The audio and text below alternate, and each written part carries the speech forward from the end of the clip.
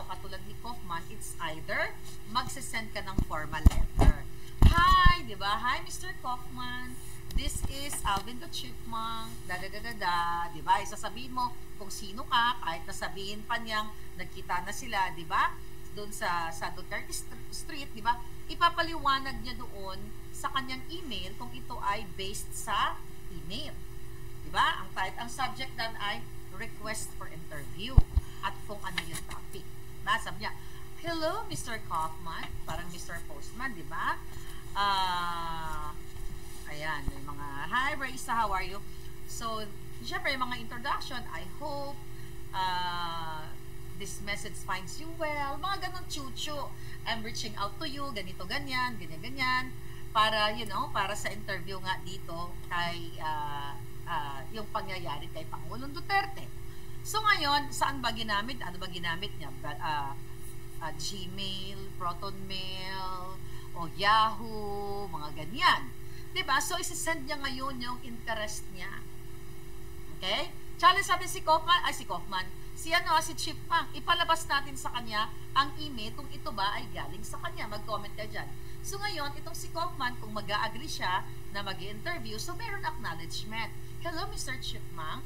O, diba? Yeah, sure. Okay, let's do the interview. Diba? Ano yung mga katanungan mo?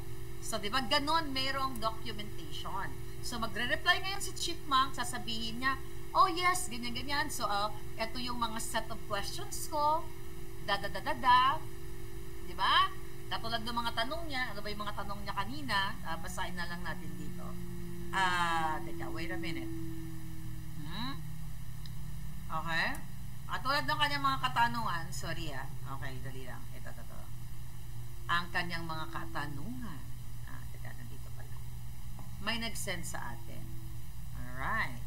Ang kanyang katanungan ay saan ang mga katanungan? Ang mga katanungan ni Chipmunk. Dami kasing messages. Anyway, katulad ng tanong niya, on a scale of 1 to 10, diba, would you say, pero ito, interview niya to sa, yung dati niyang interview. Teka, saan na ba yung sinend ko sa sarili ko? Okay, andito yata sa computer. Okay, here we go. Let's say, for example, ito yung mga katanungan niya. Number 1, sasabihin niya yun kay Kaufman, ito, via email. Okay, ang katanungan, number 1, okay, sasabihin niya, ito yung mga set of questions niya. Okay, di ba, July 29. Question number 1, could you kindly shed light on this article? What are the effects on your previous clients concerning your representation of former President Rodrigo Roa Duterte? Chuchuchung ganyan. So, magsasend siya ng set of questions. Ngayon, dahil nag-agree na si Kaufman, sasagutin ngayon yan ni Kaufman. So, kung may mga follow-up siya, mga kababayan, magsasagot siya. Kung may follow-up, wala naman siyang follow-up. Kasi laging, ang tanong niya, one way lang. Ibig sabihin, walang follow-up question, walang confirmation, di ba? Kung ano yung mga tinanong niya. So, ngayon, tanong natin, kailan ba niya in-interview si Kaufman?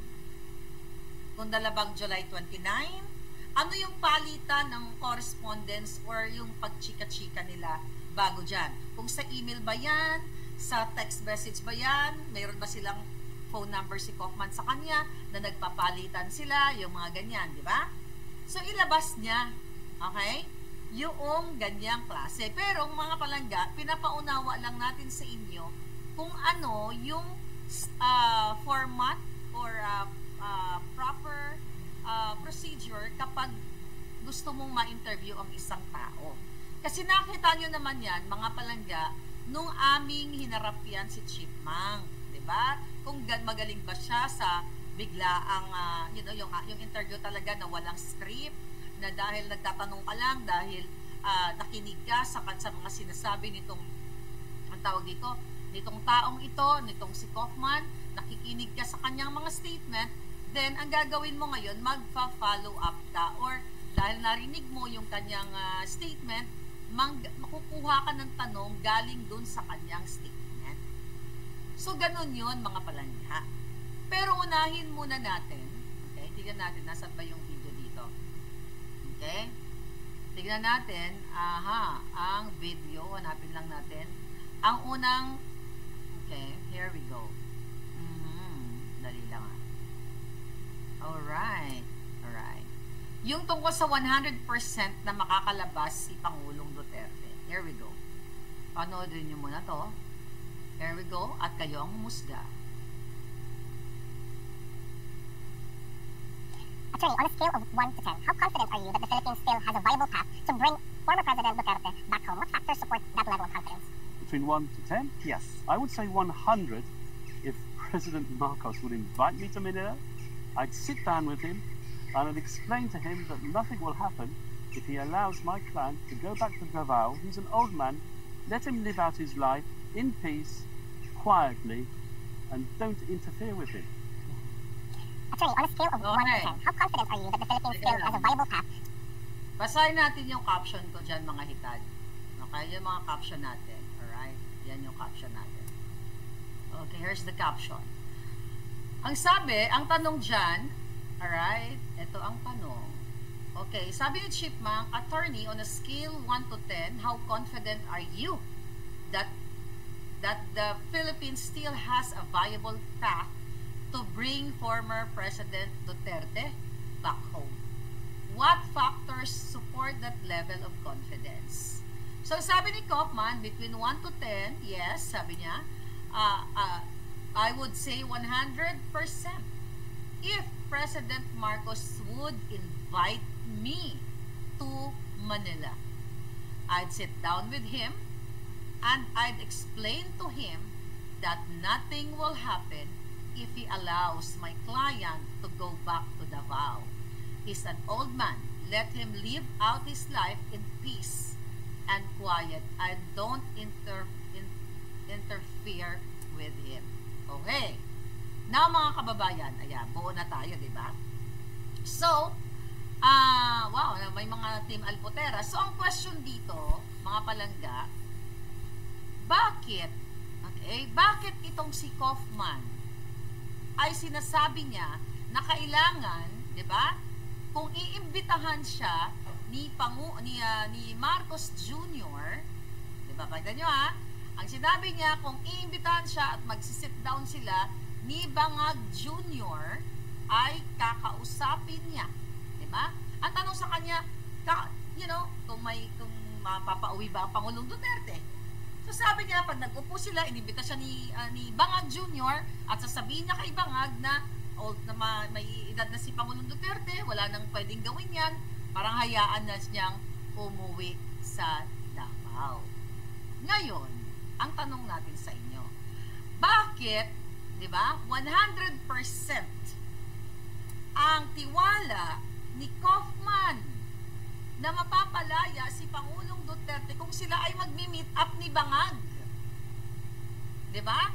Sabi ko nga sa inyo, napakalinaw pa sa sikat ng araw para sa akin na sayang ang bayad dito sa kanya. Kasi parang ang lumalabas, ang pwede lang makapagpalaya kay Pangulong Duterte 100% ay si Bangag. Kung iimbitahan siya sa Malacanang at mag-uusap sila, para i-enjoy ba ni Kaufman yung perks ng mga ICC officials na nakipagsabwatan kay Bangag, kay Lisa Tanas, kay Tambaluslos. Remember that? Yung expose natin? Ibig sabihin, sabi ko sa inyo, siguro may mga abogado dito na wala pala tayong pag-asa sa ICC. Di ba? Hindi dahil mapapalaya natin si Pangulong Duterte dahil sa mga ebidensyang ipipresent ng depensa, which is tayo yun, kung hindi dahil sa pagmi-meeting or meet and greet. So, anong kinalaman ni Bangag Jr. sa desisyon ng ICC? What's the point? Na ang pamilyang Duterte ay nagbabayad pa kay Kaufman kung 100% pala ay mapapalaya ni Bangag. Sana i-push na lang ni Inday Sara, yung kapatid ni Bangag na si Amy Marcos, nakausapin mo na yung kapatid mong Bangag. At bawiin na ang Pangulong Duterte. Bakit pa tayo, o hindi tayo, bakit pa tayo nagbabayad kay Kaufman? You have to echo this kasi tanga itong si Kaufman. Hindi niya dapat sinasabi yan. Bakit 100% na mapapalaya ni Matos? Alam natin na itong rendition o pangingidnap kay Pangulong Duterte, ang utak nito si Bangag, si Lisa Tanas at lahat ng mga kasabwat niya. What's the point na umaasa tayo sa ICC, di ba? Kung titignan mo, lagi nating sinasabi, o lagi sinasabi ng mga abogado na mayroong independent decision, independent body ang ICC, sila dapat ang magdesisyon at hindi pwede pang himasukan. Pero kung si Kaufman mismo ang nagsasabi, mga kababayan, kailangan imbitahan ako ni Magan kasi naniniwala ako na siya ang bringer of, of hope para kay Pangulong Duterte, kasi ganun yung system, ganun yung pagkakaunawa ko, siya yung susi, siya yung susi, alas, ano pa ba ang pwedeng magpalaya kay Pangulong Duterte. Alam natin, mga kababayan, na si Pangulong Duterte ay pinulitika ng bangag. Okay? Pinulitika siya ng bangag na gobyernong ito. So ngayon, bakit nilalagay ko, iniinkalkay ko, natatak ko sa utak ninyo, hindi ito paninira kay Kaufman. Baka sakaling marinig tayo ng pamilyang Duterte dahil siyempre ang dami nilang problema sa buhay, yung mga abogado, yung pagigipit kay Inday lahat, baka ito hindi nila napapanood. So at least man lang na i-extract natin yung mga kapalpakan ni Kaufman dahil wala pong perfect na lawyer. Kasi ako, sa case ko, pagduda ako sa sinasabi ng lawyer or something na sa tingin ko na hindi ako sang-ayon, I will tell her right away o tell him right away. Should I say this? Pinag-iisipan ko. Okay, isa sa mga case ko, hindi ko na lang babanggitin. Isa sa mga case ko.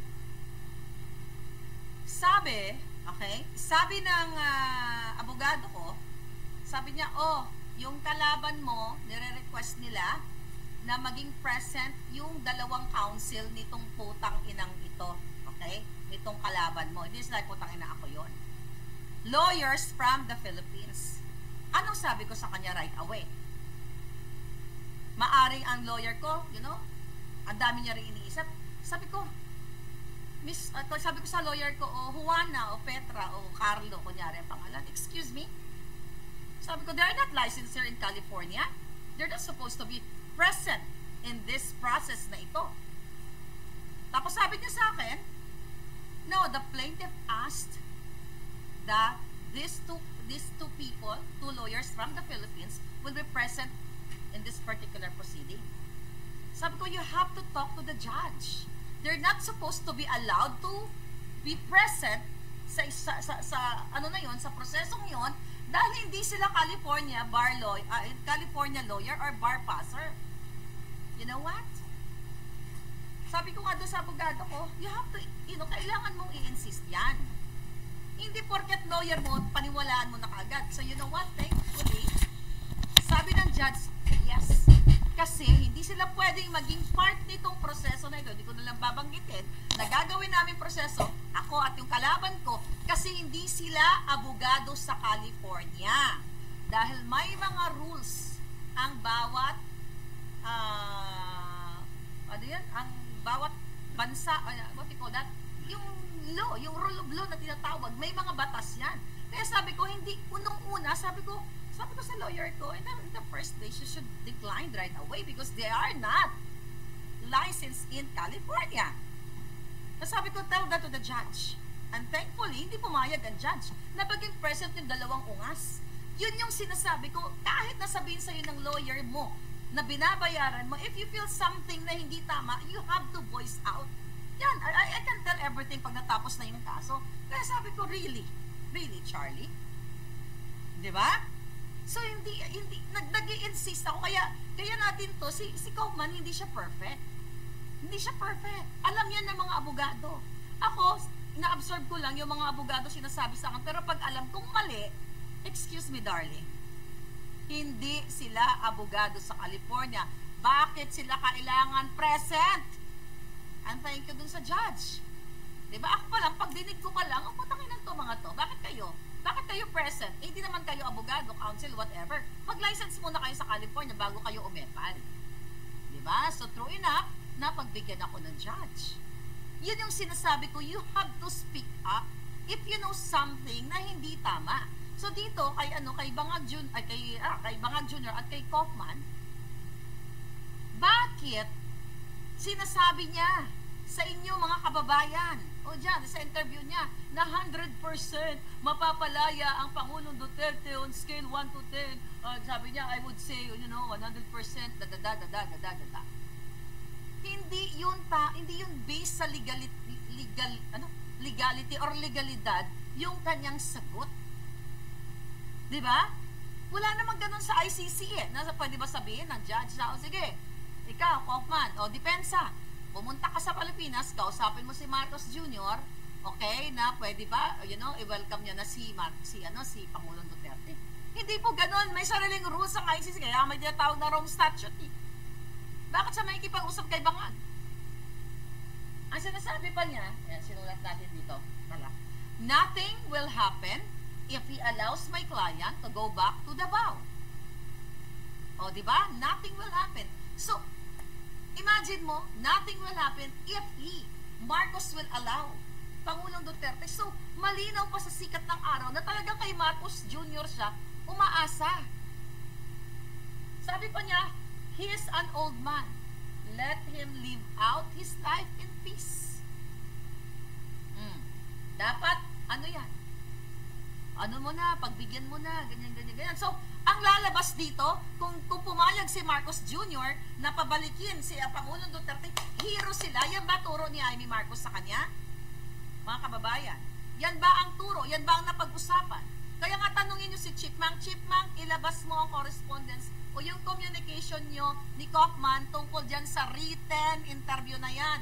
Kailan ka nagkaroon nag-email o interest to interview Kaufman? Kailan siya sumagot? Kailan ka nag-set ng questions para kay Kaufman?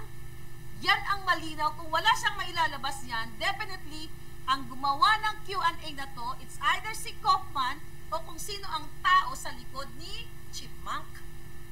Matatalino kayo. Kailangan natin dito, palagang his good in spirit, sabi ni Gikopo. Matatalino kayo, hindi tayo dapat dito nagpapabudol, kahit abogado yan. Sinabi ko nga sa inyo, mga palangga, kahit abogado yan, sumasagot ako at ini-insist ko, kahit tayo ay simpleng mamamayan lang, hindi po pwedeng sinabi niya, okay, kasi sinabi ng plaintiff, ganito, ganyan, ganon. No, darling, kung alam mong tama ka, kung alam mong may pagkakamali ang abogado mo, dapat mo i-insist yan. Kasi ang usapan dito, di ba, International Criminal Court. Pwede ba to areglohin? Oo, sabi ko nga, makakapagpalaya lang kay Pangulong Duterte, i-bribe ang mga judges. Pero yung pakiusap kay Bangag at gusto ni Kaufman na makipag-meet and meet, mga kababayan, delikado yan, nakakatakot yan. Kasi ibig sabihin, anong klaseng abogado ito? Bakit kailangan kahingi ng pabor? Bakit hindi mo ilaban sa korte? Di ba? Bakit hindi mo ilaban sa korte? Dahil sinasabi naman natin, talaga namang walang matibay na ebidensya itong, itong prosecution o itong mga nagrereklamo na mga kasabwat din ni Bangag. So, kailangan pa natin, nagkita na si Kaufman at saka si Bangag. Naku, blessing, Diyos ko po, Panginoon, nakaano na si Pangulong Duterte, makakalaya na, putang ina, ginagawa na tayong tanga ni Kaufman. I hope nakikita ito ng Pangulong ng pamilyang Duterte. Hindi ako nagdunong-dunungan. Dahil may utak din tayo. Hindi porkat abogado, sila na magaling. Walang ganun palangga. Kasi ako, nagsasalita ako dito dahil eto ang nakikita ko, kahit sa mga abogado ko, nakikipag-argue ko sa kanila. Even yung first case ko, na case dismissed with prejudice, kaibigan kong abogado yon. Nakipag-argumento ako sa kanya, no, I don't wanna do that. How about this? How about, nagbibigay ako ng suggestion ko. O, di ba? So, hindi po pwedeng tango lang tayo ng tango kay Kaufman. So, ibig sabihin, wala na talagang pag-asa. Ibig sabihin, walang ang tawag dyan? Walang pag-asa, walang confidence si Kaufman na maipapanalo niya ang kaso ni Pangulong Duterte. Kasi kung confident enough siya, ay hindi niya sasabihin na, kailangan imbitahin ako ni Bangag, ganyan. Ang sasabihin niya sa interview niya, I'm 100% sure that we will win this case, although walang lawyer na nagsasabi ng ganyan. Okay, walang lawyer na nagsasabi na we will win this case. Wala. Kahit itanong mo yan.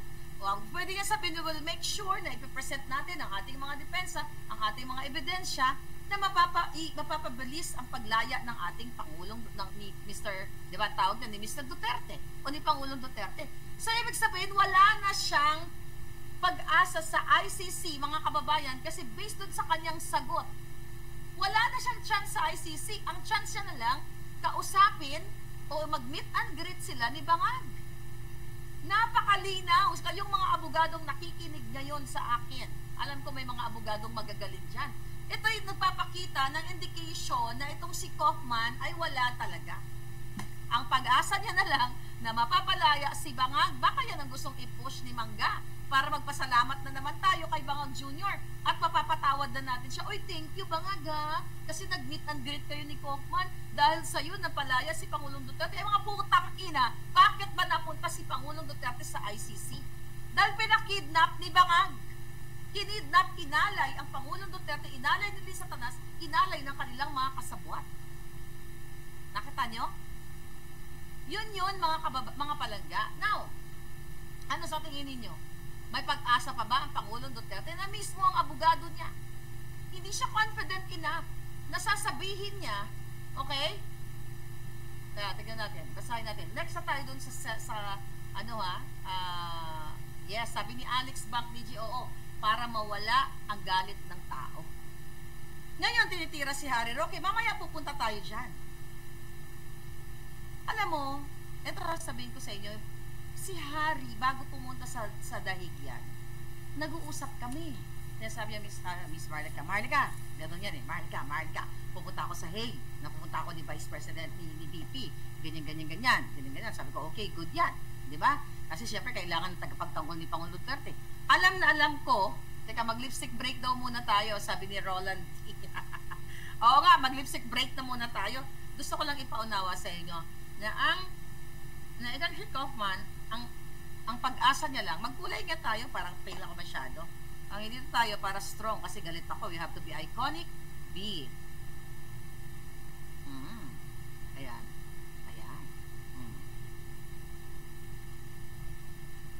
Malapit na ito maging available mga palangga, Maharlika at Maharlika Network at Proton Mail, mag-message sa mga taga-Amerika. Okay, malapit na ito. But anyway, so puntahan natin ngayon yung latest written interview with Defense Lead Counsel Attorney Nicholas Kaufman. Okay, galing ito kay Chief Mang. Okay, dito inamin niya na siya ay abogado. Okay? Abogado ni what? Abogado siya ni Imelda Marcos o ng mga Marcos 13 years ago. Alright? Tingnan na natin mga comment. Yeah, mas mula burnt amber ba yun? Yeah, burnt amber to palangga. Okay, tingnan natin.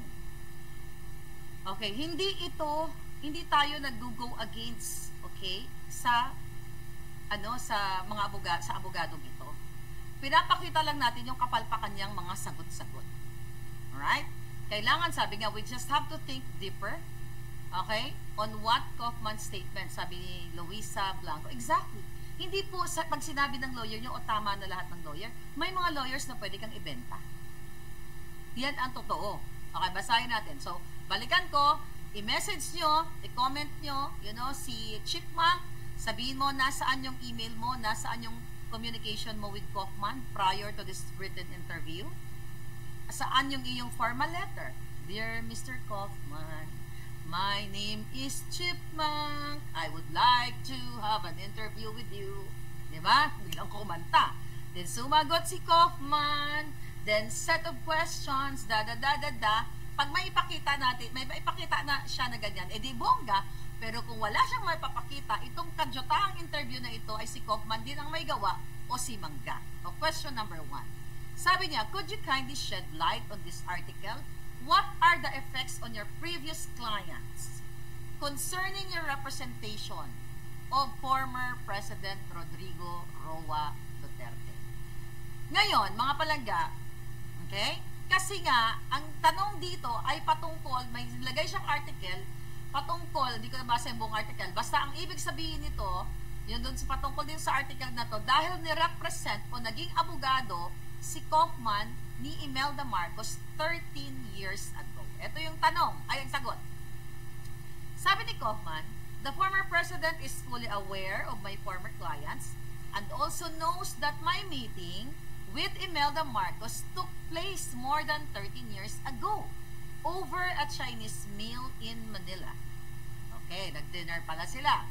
This was before the Duterte family was recognized as a political force to be reckoned with in the Philippines. The former president also knows that I have recently met Imelda Marcos' daughter, okay, Amy, who through the Senate Committee on Foreign Relations has been of invaluable assistance to the Filipino people in exposing the illegal actions taken by her own brother's administration. There's no question of my loyalty to former President Duterte. Pero bago ito, actually, tinanong ni Chief Mac, gustong itanong ito ni si Palanga, si Harvey in The Hague.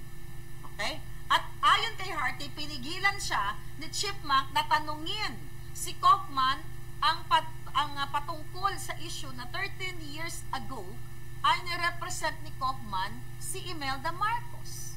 So sinasabi niya, alam ni Pangulong Duterte, di ba? Na, kliyente nga itong si Imelda 13 years ago, nag-dinner sila, Then, ano sabi niya? Ito. So, nangyari daw yun nga. Hindi pa ganoon yung mga Duterte, hindi pa ganoon kakilala ang pamilyang Duterte, which is, kilala naman sila sa Davao. Tapos sinabi niya na nakipagkita siya kay Amy Marcos kasi nga daw yung yung iniim niya doon yung Committee on Foreign Relations report dahil ito daw ay napaka-importante para nga doon sa kaso ni Pangulong Duterte. Tapos sinasabi niya na wala daw kaduda-duda yung pagiging tapat niya, okay, sa kanyang kliyente. Ngayon, mga kababayan, bakit ngayon niya lang sinabi? Tapusin muna natin ang question number 2. Sabi niya, question number 2, what is your response? Ito, dito tayo tututok.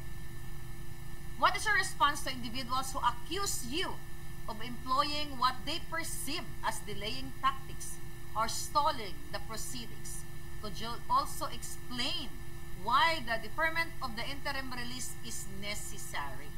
So sabi nga ni Spokesari Rocky dito, very lawyer yung set of questions. Mamaya mag-uusap kami. Ito sagot ni Kaufman. I am stalling nothing. Wala daw siyang dinidelay. Okay? Sabi niya, I will not, however, pursue a request for something as fundamental as interim release when I have been prevented from accessing information which I believe to be crucial to obtaining that objective. Unfortunately, I cannot elaborate on the nature of the information that I require. I have, however, been seeking this information for several months and did not believe it conceivable that it would be so slow in forthcoming. These delays are not attributable, okay, to the defense. Furthermore, I am not going to apologize for doing my job thoroughly, even if it's not at the pace required by others. All that accounts is that former president is fully informed and consent to his team's activity. So, anong sinasabi niya dito? Sabihan natin, wala daw siyang dinidelay o hindi daw niya pinapatagal ang kasong ito. Pero, sinasabi niya dito, mga kababayan, ano sabi niya dito? Hindi naman daw niya pinupush or pinipilit yung request, okay, para doon sa interim release. So, ang sinasabi niya dito, mga palangga, wala daw kasi siyang makuhang impormasyon pa, okay, wala siyang makikuha pang impormasyon. Unfortunately nga, sabi niya, hindi niya pwedeng i-elaborate, yung mga impormasyon yun, Pero, sabi niya, ilang months na raw niyang hinihingi itong mga information na ito at hindi niya daw ina-expect na ganito nga katagal at hindi pa nga ito lumarating.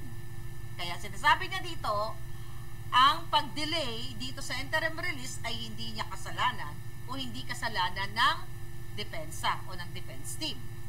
Ngayon, at hindi din na siya magsasorry dahil daw yung ginagawa niya ay naaayon sa kanyang trabaho or job description. Alright? At hindi daw, sabi dito, sabi niya, it's hindi doon sa kagustuhan, okay, ng iba na mapabilis itong interim release na ito. So mga ngayon, mga kababayan, I think ang tinutukoy dito, tayo ba to? Yung sa question na ito? Others, one of the accused of employing, yeah. I think tayo lahat to na nagsasabi na ang tagal-tagal. Mamaya isa-isahin natin to. Okay? Tapusin na natin question. Sabi niya, number 3, there have also been statements that former Rodrigo Roa Duterte is unaware of his case and that his lawyers are not visiting him. How accurate are this? Ito ang sinabi ito ni Miss Hanelet Abansenia sa kanyang interview. So, nakikita nyo yung flow ng questioning to attack Hanelet. So, pwedeng ang nasa likod nito. Kasi definitely si Kaufman, hindi naman yan nanonood. Hindi yan nanonood ng mga interview dyan sa Duterte Street. Mag-agree kayo? Hindi yan nanonood. So, sino? Okay? So, ngayon mga palangga, so ang ginagawa, pinifeed niya yun ni Chipmunk o yung nasa likod ni Chipmunk o si Kaufman dahil nagre-report siya kay Kaufman na ito sinabi ni Miss Hanelet Abansenia. So, statement to ni Hanelet, napanood ko to. Ang sabi niya ni Kaufman, okay, these are baseless claims circulated by petty-minded and self-interested individuals who have reason to vilify the defense. Sabi niya, as you know, Chipmunk, we visit the former president on a daily basis. You see us coming out of the prison regularly and you are our best witness of the fact that these statements are rumors and malicious lies. So sinasabi niya, wala daw, chismis lang daw ito, gawa-gawa lang ng makikitid ang isip, makikitid ang utak, mga ganyan, kasi may pansariling interes, gusto daw sirahan ang kanyang depensa. Si Hanelet, sisiraan ng depensa,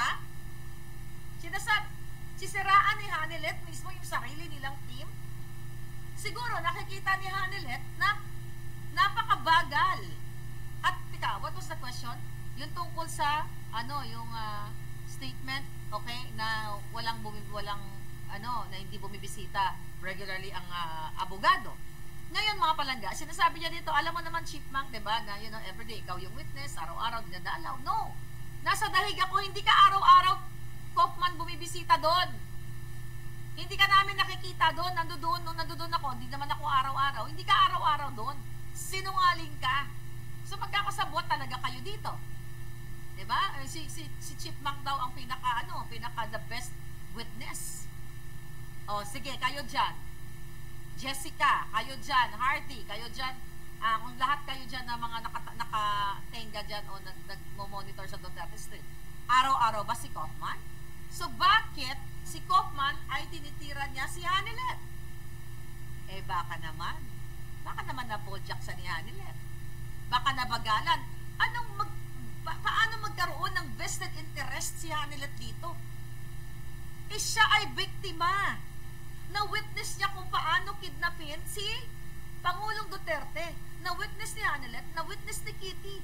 Paano magkakaroon ng vested interest si Hanelet dito? Gamitin mo yung utak mo, Kaufman, gago ka. At dapat ang pamilyang Duterte, mag-isip-isip kayo. Bakit may mga ganitong written interview na pinapagawa si Kaufman? Kaya nga, inuulit-ulit ko, ilabas niya ang communication nila ni Chipmunk kung talagang nagkaroon ng letter of intent si Chipmunk na gusto siyang ma-interview. Kasi kung wala silang mailalabas, hindi nila pwedeng dayain ang document sa email. May time, may date yan. Documents ang tawag dyan. I-present niya.